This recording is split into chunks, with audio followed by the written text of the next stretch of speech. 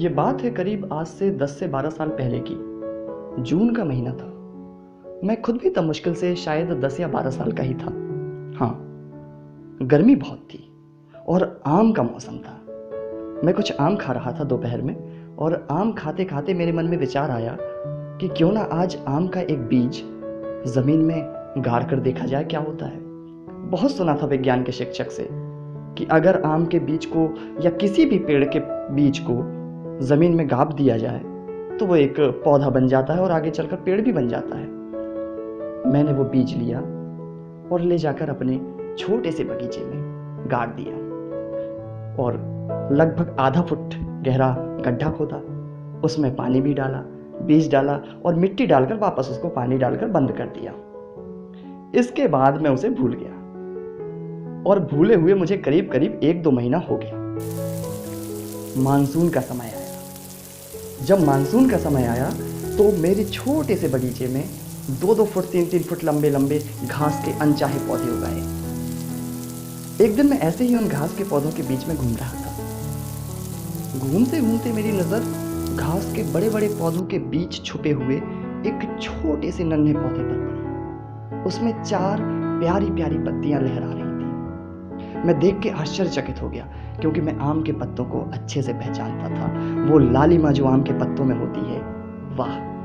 देखकर मन इतना खुश हुआ कि ये वही आम है क्या जहां मैंने गुठली गापी थी और आज वो आम का पौधा निकल आया है। मेरी खुशी का ठिकाना न रहा, मेरे आश्चर्य का ठिकाना न रहा।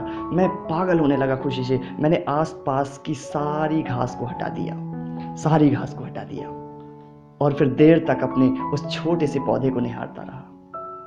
ऐसा लग रहा था जैसे मानो वत्स है, अब इसकी देखभाल करना मेरी जिम्मेदारी है। इसके बाद मैंने उसे रोज पानी देना शुरू कर दिया। मानसून का समय था, पानी रोज बरसता था, फिर भी मेरा मन करता था मैं पानी डाल दूं। कभी कभी तो मैं खुद पानी पीना भूल जाता, लेकिन अपने पौधे को पानी जरूर दे आता। इस तरह साल बीतते रहे। मैंने गर्मियों में पानी दिया, मैंने सर्दियों में पानी दिया, मैंने बरसात में भी पानी दिया। हर मौसम, हर ऋतु में मैंने पानी दिया। 1 साल बीता, 2 साल बीता, 3 साल भी बीता और मेरा पौधा धीरे धीरे बड़ा होने लगा। मेरे पौधे की लंबाई भी 1 फुट हुई, उसके बाद 2 फुट हुई, उसके बाद 3 फुट।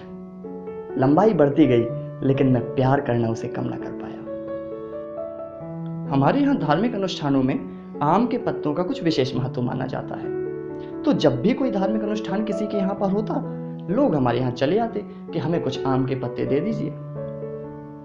अब पौधा इतना छोटा था कि अगर उसमें से पत्ते कुछ लोगों को दे दिए जाते तो शायद तने के सिवाय और कुछ बच भी ना पाता, और मुझे साफ इनकार करना पड़ा। मजबूरी में इनकार करना पड़ा, लेकिन इनकार तो इनकार होता है। इसका परिणाम ये हुआ कि कुछ पड़ोसियों से 2 हफ्ते तक बोलचाल बंद रही और कुछ पड़ोसियों से 2 महीने तक। लेकिन इसका फायदा ये हुआ कि अगली बार फिर वो किसी धार्मिक अनुष्ठान के लिए आम के पत्ते मांगने मेरे पास नहीं आए।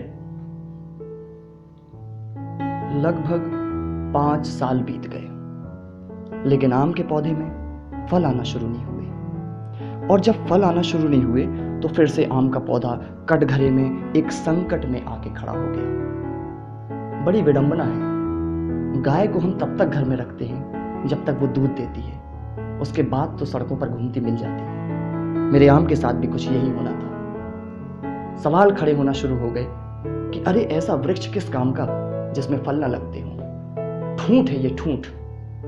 इसे काट डालो, अलग करो, उखाड़ फेंको, जमीन निकल आएगी। क्या फायदा है ऐसे वृक्ष का? यहां से मेरा एक बार फिर संघर्ष शुरू हुआ। मेरा लगाव मेरे उस वृक्ष के फल से नहीं था, मेरा लगाव तो उस वृक्ष से था जो मुझे छाया दे रहा था। मैं लड़ा, मैंने संघर्ष किया, मैंने उस पौधे को, मैंने उस वृक्ष को कटने नहीं दिया। लगातार पानी देता रहा। मैं अपनी लंबाई को बहुत समझता हूं। लेकिन आज मेरे आम के वृक्ष की लंबाई मुझसे करीब 5 गुना ज्यादा है। और ये जो तस्वीर आप देख रहे हैं ना, ये कोई काल्पनिक तस्वीर नहीं, बल्कि मेरे अपने आम की ही तस्वीर है। अब तो ये खूब फल दे रहा है। शायद यही इंतजार का फल होता है। मैं हर रोज अनजाने में ही पर्यावरण दिवस मनाता रहा, हर साल मनाता रहा, हर महीने मनाता रहा, और अगर जानबूझकर बनाता तो शायद केवल एक दिन साल में 5 जून को तो केवल दिखाने के लिए मना पाता। आपसे भी मैं यही आशा करता हूँ कि आप भी पर्यावरण दिवस जरूर मनाइए, लेकिन बिना किसी भाषण के, बिना किसी कविता के, पूरी ईमानदारी के साथ अपने खुद के बगीचे में।